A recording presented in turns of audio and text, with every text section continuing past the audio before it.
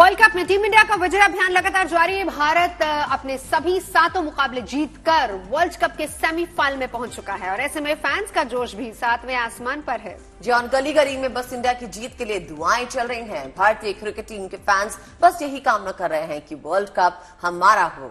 देखिए श्रीलंका के खिलाफ शानदार जीत के बाद फैंस कितने उत्साहित दिखे।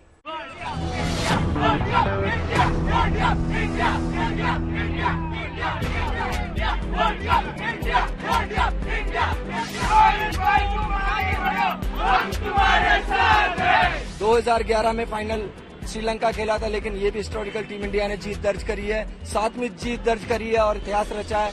अब 8वीं की बारी है, कोई सेमीफाइनल में क्वालिफाई टीम इंडिया ऑलरेडी कर चुका है और जो भी मैच रहेगा सारे मैच इंडिया जीते और सबसे बड़ा मैच सेमीफाइनल टीम इंडिया जीत के और फाइनल की ट्रॉफी लेफ्ट करे।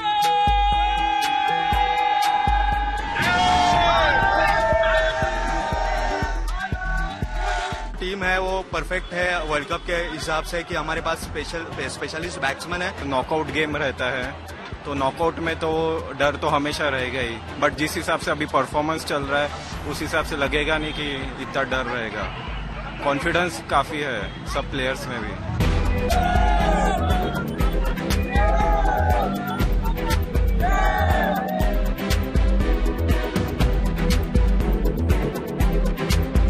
अलग ही लेवल पे चल रहा है इंडिया का टीम अभी, तो यही है कि अभी कुछ अपसेट ना हो। सेमीफाइनल में ऐसे स्मूथली 11 मैच है, 11 प्लेयर परफॉर्म कर रहे हैं, 11 के 11 जीत के वर्ल्ड कप लेके आना चाहिए, ऐसा अभी फील हो रहा है।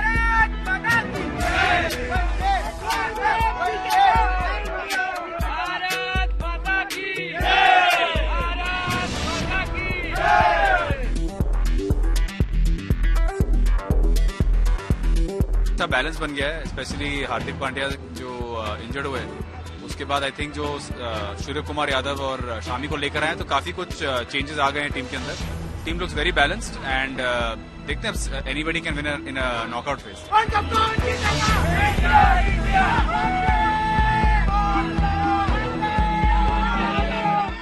अब आपको किंग कोहली के एक विराट फैन के साथ मिलवाते हैं। मुजफ्फरनगर में किंग कोहली के एक फैन ने अपनी शॉप पर विराट के रनों के बराबर डिस्काउंट का ऑफर लगा रखा है। आप जाना चाहते हैं तो जा सकते हैं। बिल्कुल, श्रीलंका के खिलाफ विराट ने जब 88 रनों की शानदार पारी खेली तो उनके फैन दानिश ने अपनी शॉप पर बिरयानी पर 88% का डिस्काउंट दे दिया और 60 रुपए में मिलने वाली बिरयानी 7 रुपए में मिल रही है।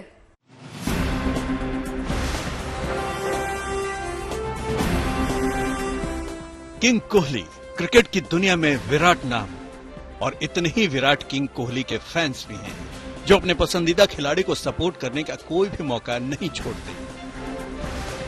कुछ ऐसी ही दीवानगी मुजफ्फरनगर में दिखी। यहाँ विराट कोहली के एक फैन ने बड़े ही अनूठे अंदाज में किंग कोहली के प्रति अपना प्यार जाहिर किया। दरअसल यहाँ मकबूल बिरयानी के नाम की दुकान चलाने वाले कोहली के फैन दानिश रिजवान ने विराट के रनों के बराबर अपनी बिरयानी पर डिस्काउंट ऑफर दिया।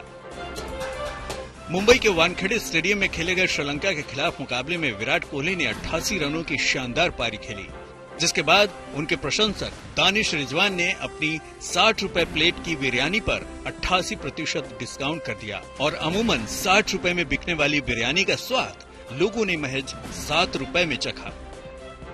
हमारा जो ऑफर था वो कुछ इस प्रकार था, यहाँ पे हमने लिखवा भी रखा है कि जितना भी विराट कोहली रन बनाएगा उसी की परसेंटेज के हिसाब से हम बिरयानी पर डिस्काउंट देंगे। जैसा कि हमारी 60 रुपए की प्लेट जो है वो 88 रुपए के परसेंटेज के हिसाब से आज हमने 7 रुपए की बेची। हम तो बोलते हैं कि वो डबल सेंचुरी मारे, हम लोगों को 2-2 प्लेट खिलाएं। हम तो इतने बड़े फैन हैं। किंग कोहली के फैन का ये विराट ऑफर वर्ल्ड कप में भारत के मुकाबलों के दौरान यूं ही चलता रहेगा और लोगों को 60 रुपए की बिरयानी पर कोहली के रनों के बराबर छूट मिलती रहेगी। इन्होंने श्रीलंका और इंडिया का जो मैच चल रहा था उसमें विराट कोहली के रनों के अकॉर्डिंग यहाँ पे डिस्काउंट रखा है, जो कि 60 रुपए में मिलने वाली बिरयानी सिर्फ 7 रुपीज में मिली है। ये बहुत अच्छा लग रहा है, बहुत कस्टमर इससे आ भी रहे हैं। ये वर्ल्ड कप तक चलेगा और बहुत अच्छा ऑफर है। क्रिकेट की दुनिया में किंग कोहली का कद जितना बड़ा है उनके फैंस का दिल भी उतना ही बड़ा है। उम्मीद यही है कि किंग कोहली वर्ल्ड कप के बाकी मुकाबलों में यूं ही अपने बल्ले से रन बरसाते रहेंगे और लोगों को बिरयानी पर बम्पर ऑफर मिलता रहेगा। मुजफ्फरनगर से संदीप सैनी के साथ bureau report, good news today. और अब आपको स्वाद के मेले की रौनक दिखाते हैं। आज प्रधानमंत्री मोदी ने भारत मंडपम में वर्ल्ड फूड इंडिया का उद्घाटन किया। इसमें 200 से ज्यादा शेफ भाग ले रहे हैं और पारंपरिक भारतीय व्यंजनों की लज्जत दुनिया के सामने पेश कर रहे हैं। जी हाँ, स्वाद के इस मेले में 80 देशों के 1200 से ज्यादा प्रतिभागी हिस्सा ले रहे हैं। वर्ल्ड फूड इंडिया फेस्ट 5 तारीख तक चलेगा। हमारी सहयोगी नीतू झा ने वर्ल्ड फूड इंडिया की स्टॉल्स पर भारतीय व्यंजनों की लज्जत को परखा। देखिए भारत मंडपम से ये हमारी खास रिपोर्ट। राष्ट्रीय राजधानी दिल्ली में खाने पीने के जो शौकीन है उनके लिए सबसे बड़े फूड फेस्टिवल की शुरुआत हुई है। खुद प्रधानमंत्री नरेंद्र मोदी ने इसका इनॉग्रेशन किया और इसके साथ अब ये फेस्टिवल 3 दिन चलने वाला है, यानी 3 नवंबर, 4 नवंबर और फिर 5 नवंबर को देश की राष्ट्रपति द्रौपदी मुर्मू इसका समापन करेंगी। खास बात यह है कि 80 से ज्यादा देश इसमें हिस्सा ले रहे हैं। साथ ही 200 से ज्यादा शेफ अपनी कलाकारी यहाँ लोगों को परोसने पहुंचे हैं। इसके साथ ही जब प्रधानमंत्री नरेंद्र मोदी ने इस दूसरे फूड फेस्टिवल का इनॉग्रेशन किया तो उन्होंने कहा कि भारत अब खाने पीने की दुनिया में भी अपनी पैठ बना रहा है, यानी पकड़ बना रहा है। और यहाँ पर अगर मैं आपको तस्वीरें दिखाऊं तो अलग अलग देश जो हैं वो पहुंचे हुए हैं। मेरे सामने ब्राजील का काउंटर बना हुआ है। इसके साथ ही पीछे अगर आपकी नजरें जाए तो पीछे आपको कोरिया का काउंटर नजर आएगा। इसके साथ जापान, इंडोनेशिया और ऐसे तमाम देश जो हैं वो यहाँ पहुंचे। अब राज्यों की अगर बात की जाए तो इस फूड फेस्टिवल में 23 राज्यों ने हिस्सा लिया। इस वक्त हम मौजूद हैं पंजाब के स्टॉल के ठीक बाहर और अंदर चलते हैं और देखते हैं पंजाब के स्टॉल में क्या कुछ खास है। खास बात ये भी है कि स्टॉल को अगर आप देखेंगे तो ये सिर्फ खाने पीने से संबंधित नहीं है, बल्कि यहाँ पर स्टार्टअप को भी एक जगह दी गई है, निवेश को भी जगह दी गई है। पीएम मोदी ने भी जब अभी लोगों से बात की, भाषण दिया अपना, तो उसमें ये कहा कि खाने पीने की दुनिया में जो स्टार्टअप है वो काफी बढ़ गया है, यानी लोग फूड इंडस्ट्री में भी अब निवेश करने लगे हैं और उन्हें निवेश करना भी चाहिए, क्योंकि पिछले 9 सालों में भारत की फूड इंडस्ट्री की तस्वीर बिल्कुल बदली है। हम पंजाब के स्टॉल में आप पहुंचे और देखते हैं यहाँ हमें क्या कुछ देखने को मिलेगा। देखिए, अब पंजाब आए तो ये सोच कर आए कि छोले भटूरे होंगे, लेकिन यहाँ पर पंजाब की खेती हमें दिखाई जा रही है। हमें ये दिखाया जा रहा है कि पंजाब में कौन कौन सी फसलें होती हैं, वहाँ कौन कौन सी सब्जियां उगाई जाती है। और अगर आप यहाँ तस्वीरें देखें तो आपको, क्योंकि हम मिलेट ईयर मना रहे हैं, तो आपको मिलेट की ये कुकीज नजर आएंगी। प्रधानमंत्री नरेंद्र मोदी ने इस साल 2023 को इंटरनेशनल मिलेट ईयर घोषित किया। और अगर G20 की बात की जाए, किसी बड़े समिट की बात की जाए, वहाँ मिलेट की जो तस्वीरें हैं वो जरूर नजर आती है। और यहाँ पर पंजाब के स्टॉल में भी आपको ऐसी तस्वीरें नजर आएगी। साथ ही यहाँ मशरूम, और इसको क्या कहते हैं, ये क्या नजर आ रहा है? ढींगरी है, ओस्टर ढींगरी का, ढींगरी सीड। मशरूम की वैरायटी होती है, ये भी मशरूम की वैरायटी है एक। ये मशरूम की एक वैरायटी, यानी हमें वो ऑर्गेनिक चीजें दिखाई जा रही हैं यहाँ स्टॉल्स में जो किसी राज्य को खास बनाती है। और यहाँ पर आपको शहद नजर आएगा। सीड पोटैटो जो पंजाब में प्रोड्यूस होता है और सारे इंडिया को सप्लाई किया जाता है। जितने भी आप स्टॉल देखेंगे, जितनी भी जगह आपको नजर आएगी, चाहे वो बात राज्यों की हो, चाहे वो केंद्र सरकार के भी तमाम जो स्टॉल लगाए गए हैं यहाँ पर, वहाँ आपको नए नए कॉलेज के स्टूडेंट अपना स्टार्टअप दिखाते हुए, अपने प्रोडक्ट दिखाते हुए, ऑर्गेनिक प्रोडक्ट जो भारत को खास बनाते हैं, जो हर राज्य की पहचान बनाते हैं, वो यहाँ मौजूद। आपको दिखाते हैं मेघालय की संस्कृति की तस्वीर। शिलांग में शाद नोंगरेम उत्सव का आयोजन किया गया है जो 2 दिन तक चला और इस खास कार्यक्रम में खासी समुदाय के लोग पूरे उत्साह के साथ शामिल हुए। शाद नोंगरेम उत्सव के जरिए फसल की देवी को प्रसन्न करने की कोशिश की जाती है और उनसे प्रार्थना की जाती है कि सब और खुशहाली रहे।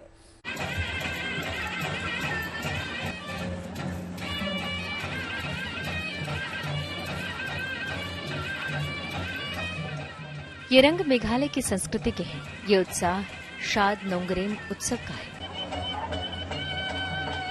मेघालय के शिलांग में बड़े ही धूमधाम से खासी संस्कृति का लोकप्रिय पर्व मनाया जा रहा है।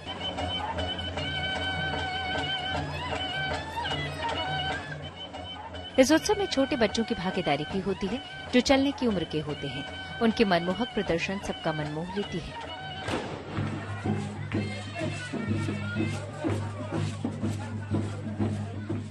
उनके अलावा कलाकार पारंपरिक नृत्य को शानदार तरीके से पेश करते हैं। खासी समुदाय के इस खास कार्यक्रम में मेघालय के उप मुख्यमंत्री भी पहुंचे। उन्होंने लोगों को शुभकामनाएं भी दी और राज्य में अमन खुशहाली की कामना की। wish my aims, I wish the king and along with his team a very best and a grand success on this occasion of this Nongkrem dance. And you need to understand also that this dance that we have today, it symbolizes the cultural heritage that we have and also the cultural identity. I wish them all the best.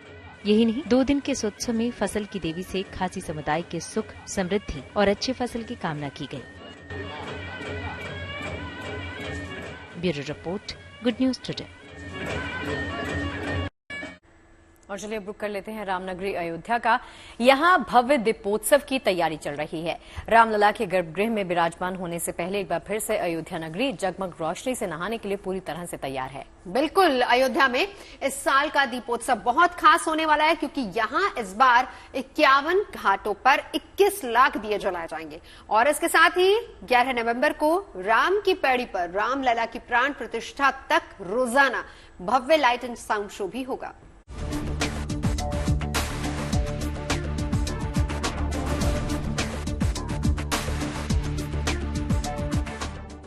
रामनगरी में दीपोत्सव की भव्य तैयारी।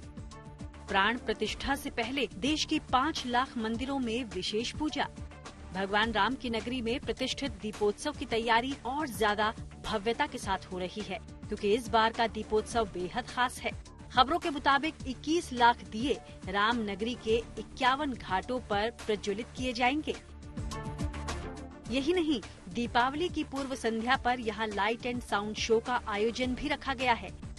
11 नवंबर से ही राम की पैड़ी पर रामलला की प्रतिष्ठा तक रोजाना एक भव्य लाइट एंड साउंड शो आयोजित होगा। जहां पिछले साल अयोध्या में 17 लाख से ज्यादा दिए जलाकर गिनीज रिकॉर्ड में अपना नाम दर्ज करवाया गया, उससे कहीं ज्यादा भव्यता और दिव्यता के साथ इस बार ये रिकॉर्ड टूटेगा। यही नहीं, इस भव्य कार्यक्रम से पहले 4 नवंबर को देश के 100 स्थानों के 200 कार्यकर्ता अयोध्या आएंगे, जिनको पीतल के कलशों में 5-5 किलो अक्षत सौंपा जाएगा। और स्थानों के 200 कार्यकर्ता 4 तारीख को अयोध्या आएंगे। 5 किलो अक्षत भरा जा सके ऐसे पीतल के 100 कलश में 5-5 किलो भरा होगा। और 5 तारीख को दोपहर सुग्रीव किला वाले दर्शन मार्ग पर इन कार्यकर्ताओं को वो अक्षत भरा हुआ कलश सौंपे जाएंगे। दीपोत्सव की भव्यता को ध्यान में रखते हुए हर छोटी छोटी चीजों को बड़ी ही बारीकी से परखा जा रहा है। ऐसे में यहाँ परंपरागत तौर पर निकलने वाली भगवान राम के जीवन पर आधारित प्रसंग की कुछ झांकियाँ शोभा यात्रा का खास हिस्सा होंगी। जो पहले अमूमन ही होता था कि जो हम शोभा यात्रा निकालते थे, शोभा यात्रा बहुत थोड़े से रास्ते पर उसको हम लोग संपादित कर पाते थे, लेकिन इस वर्ष भव्य शोभा यात्रा हम निकालें और अलग अलग जो कांड है रामायण से जुड़े हुए हैं उनके सभी कांडों के ऊपर आधारित हो।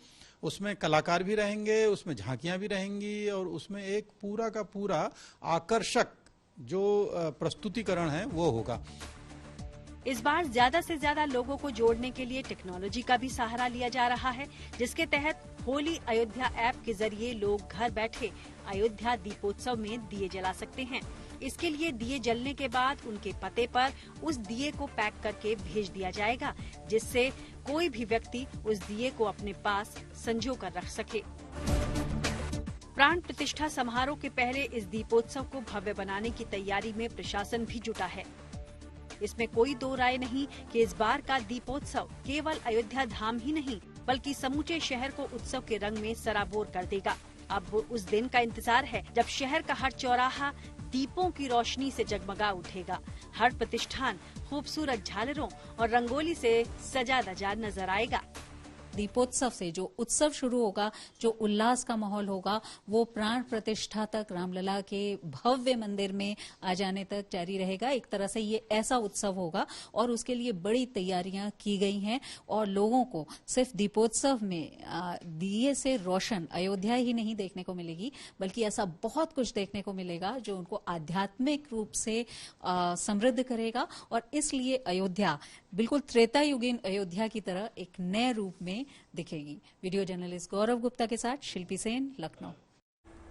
और अब आपको रांची में लगे दिवाली मेले की रौनक दिखाते हैं। यहाँ मोराबादी आर्मी मैदान में दिवाली मेले की अद्भुत झलक दिख रही है। इसमें नाबार्ड ने 78 स्टॉल्स लगाए, जिस पर लोगों की भारी भीड़ दिखाई दी। जी हाँ, 5 दिनों तक चलने वाले इस दिवाली मेले में खान पान और सजावट से सभी सामान मौजूद हैं। इसके साथ ही यहाँ बच्चों के खेलने के लिए गेमिंग जोन भी बनाया गया है।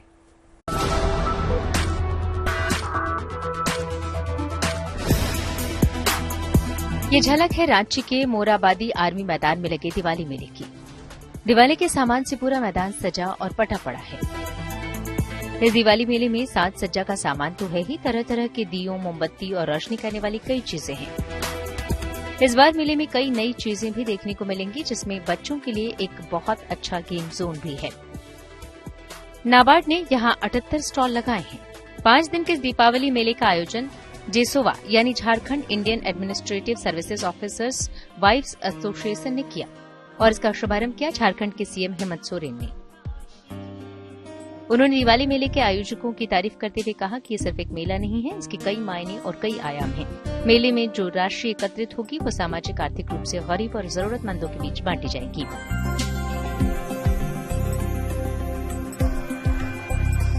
5 दिन का ये खूबसूरत सा मेला और इससे अर्जित होने वाला जो भी राशि है, ये सभी राज्य के जरूरतमंदों के लोगों के लिए एकत्रित की जाएंगी। इस दिवाली मेले में सिर्फ झारखंड ही नहीं बल्कि पूरे देश की झलक देखने को मिल रही है, जिसमें खान पान, परिधान, आभूषण और हस्तशिल्प से लेकर सब कुछ उपलब्ध है। यानी इस बार रांची के लोगों को दिवाली की खरीदारी के लिए कहीं और जाने की जरूरत नहीं है। Bureau report, good news today. और अब बात प्रदूषण के खिलाफ जारी जंग की। दिल्ली एनसीआर में प्रदूषण के खतरे को देखते हुए ग्रैब का तीसरा चरण लागू कर दिया गया है। साथ ही BS3 पेट्रोल और BS4 डीजल वाहनों की एंट्री दिल्ली में बैन कर दी गई। मुंबई में भी प्रदूषण पर लगाम लगाने के लिए तमाम कोशिशें की जा रही हैं और यहां बड़ी बड़ी कंपनियों को अपना प्रोडक्शन घटाने के लिए एडवाइजरी जारी कर दी गई है। साथ ही खराब AQI वाले इलाकों में एंटी स्मॉग गन से पानी का छिड़काव भी किया जा रहा है।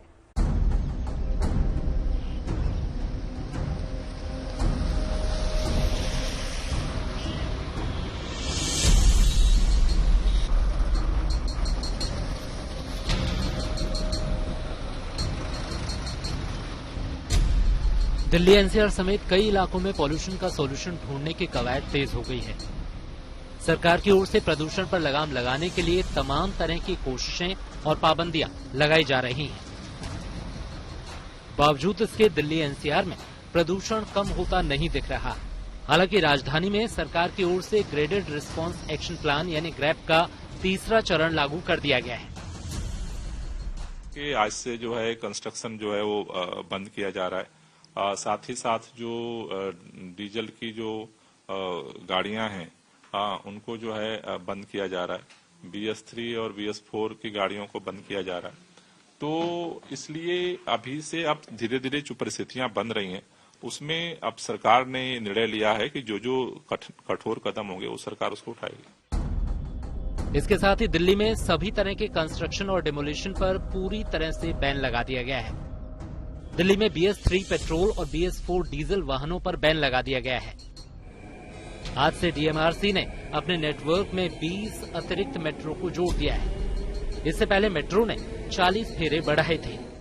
आज और कल दिल्ली के सभी सरकारी और प्राइवेट प्राइमरी स्कूलों को बंद कर दिया गया है। अब पूरी दिल्ली में मोबाइल एंटी स्मॉग गन से पानी के छिड़काव का फैसला किया गया है। इसके साथ ही दिल्ली में DTC ने भीड़ भाड़ वाले रूटों पर शटल बस सेवा शुरू की है। राष्ट्रीय राजधानी दिल्ली की आबो हवा में फिलहाल जहर घुल रहा है। AQI सबसे खराब स्तर पे। आलम यह है कि साल 2020 के बाद दिल्ली की AQI सबसे ज्यादा है। इस वक्त मैं दिल्ली के दिल CP में मौजूद हूँ और यहाँ आपकी जहाँ भी नजरें जाए और मैं अपने कैमरा से आपको दिखा पाऊँ तो आपको नजर आएगा कि यहाँ मौसम बिल्कुल धुंधला हो गया है। देश की आर्थिक राजधानी मुंबई का हाल भी कुछ ऐसा ही है। यहाँ भी प्रदूषण के खिलाफ जंग चल रही है। प्रदूषण को कम करने के लिए BMC पूरे शहर में एंटी स्मॉग गन से पानी का छिड़काव करा रही है, क्योंकि यहाँ कई जगहों पर एयर क्वालिटी इंडेक्स यानी AQI 200 के ऊपर बना हुआ है। हालांकि प्रदूषण के बढ़ते खतरे को देखते हुए BCCI ने भी मुंबई में मैच के बाद स्टेडियम में आतिशबाजी पर रोक लगा दी है। इसके साथ ही यहाँ बड़ी बड़ी कंपनियों से प्रोडक्शन को कम करने के लिए एडवाइजरी जारी की गई है। इसके अलावा प्रदूषण पर प्रहार के लिए यहाँ 350 बेस्ट बसों में एयर फिल्टर लगाए जाएंगे। स्कूल, हॉस्पिटल समेत 50 जगहों पर एयर फिल्टर लगाए जाएंगे। भीड़भाड़ वाले स्थानों पर वर्चुअल चिमनी लगाई जाएगी। उद्योगों को चिमनी की ऊंचाई बढ़ाने के लिए कहा गया है। फिलहाल दिल्ली, NCR और मुंबई में प्रदूषण एक बड़ी चुनौती बनी हुई है, लेकिन उम्मीद है कि आने वाले दिनों में सरकार की कोशिशें रंग लाएंगी और लोगों को साफ हवा की सौगात मिलेगी। दिल्ली से अमित भारद्वाज और नीतू झा के साथ bureau report, good news today. और चलिए अब बात उसकी करते हैं जिसने हम सबको रुला दिया है, आंसू निकाल दिए हैं। प्याज की बात कर रही हूं, जिसके बढ़े हुए दामों ने लोगों को, हम सबको परेशान कर रखा है। लेकिन लखनऊ में लोगों को इस महंगाई से बचाने के लिए सरकार अब आगे आ गई है। बिल्कुल, लखनऊ में लोगों को सरकार की ओर से सस्ता प्याज उपलब्ध करवाया जा रहा है। तो चलिए आपको दिखाते हैं लखनऊ में कहां लगी है सस्ते प्याज की सेल।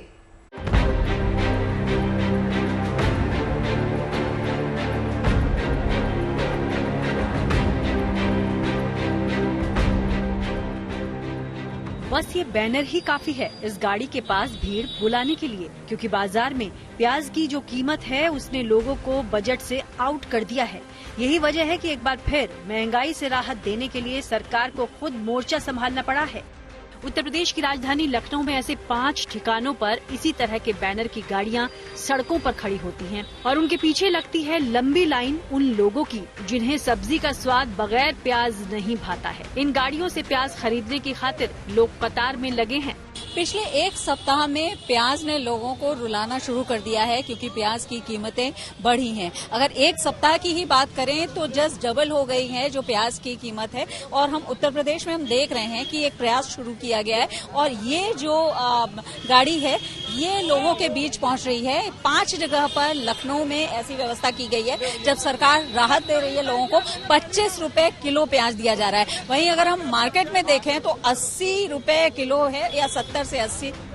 वहीं जनता भी प्याज का रोना रोने से इनकार कर रही है। लिहाजा वो चाहती है कि उसे सस्ती कीमत में प्याज मिले और तो और हर तरह का समझौता कर प्याज लेने के लिए वो कतार में भी खड़ी है और खरीद कर परचम लहराने की मुद्रा में नजर आ रही है। ये बताइए, आप प्याज 25 रुपए का ले जा रहे हैं किलो, कितना वैसे खरीदते तो कितने का पड़ता? ज्यादा का है प्याज? प्याज ज्यादा का साहब 80 रुपए किलो मिल रहा है। तो इसलिए आप लाइन में लग करके यहाँ प्याज ले? जी हाँ, क्या करें, मजबूरी है, प्याज खाना भी जरूरी है। खुदरा बाजार में प्याज की कीमतों की वजह से लोग दफ्तर में काम छोड़कर प्याज खरीदने पहुँच रहे हैं। बहुत महंगा प्याज है, इसलिए यहाँ पे ऑफिस छोड़ के आए हम लोग प्याज लेने। ऑफिस छोड़ के? हाँ, ऑफिस छोड़ के अभी आते वक्त देखा कि यहाँ प्याज की लाइन लगी हुई है 25 रुपए किलो। तो घर में कुछ जाके तो दे, कम से कम कुछ ही तो मिले घर वालों को। बहुत ज्यादा जो है प्याज दिक्कत कर रही है। कुछ कटौती प्लेट में करनी पड़ रही है, सलाद वगैरह से गायब, सलाद में गायब हो रही है, सब्जियों में गायब हो रही है, बिना प्याज लहसुन के बन रहा है खाना। तो ये आप दोपहर में यहाँ पर लगा हुआ है, मतलब सब काम छोड़ करके यहाँ? हाँ मैडम, दफ्तर छोड़ के आए, 2 किलो प्याज के लिए लाइन में लगे हैं। कम से कम कुछ पैसे? हाँ, कुछ पैसे की बचत हो। 80 रुपए किलो बाजार में है और जो है 20 रुपए यहाँ कम से कम 25 रुपए मिल रही है। प्याज की कीमतों में अचानक आए उछाल ने लोगों को बेचैन कर दिया है, क्योंकि अभी हफ्ते भर पहले प्याज की कीमतें 20 से 25 रुपए किलो थी, लेकिन अचानक इसमें 3 गुना से 4 गुना बढ़ोतरी हो गई, जिसकी वजह प्याज का हब कहे जाने वाले नासिक में प्याज की पानी में बर्बादी को बताया जा रहा है। बहरहाल चुनावी सीजन में सरकार ने बिना देर किए प्याज को कम कीमतों पर बेचना शुरू कर दिया है। हालांकि ये स्थायी इलाज नहीं है। नवंबर के आखिरी और दिसंबर तक प्याज की नई फसल आने के बाद ही खुदरा बाजार में इसकी कीमतें कम होने की उम्मीद है। लखनऊ से शिल्पी सेन के साथ bureau report, good news today. सब्र कोई कमजोरी नहीं बल्कि वो ताकत है जिसे पहचानने की जरूरत है। तभी तो कहा जाता है कि सब्र का फल मीठा होता है। इंशाल्लाह अपनी जिंदगी में अगर कुछ हासिल करना है तो अपने तरीकों को बदलो, इरादों को बिल्कुल नहीं। बिल्कुल, तो ऐसे ही अच्छे विचार और पॉजिटिव खबरों के साथ सोमवार को फिर होगी आपसे मुलाकात। तब तक ले रखिए अपना ख्याल। देखते रहिए गुड न्यूज टुडे।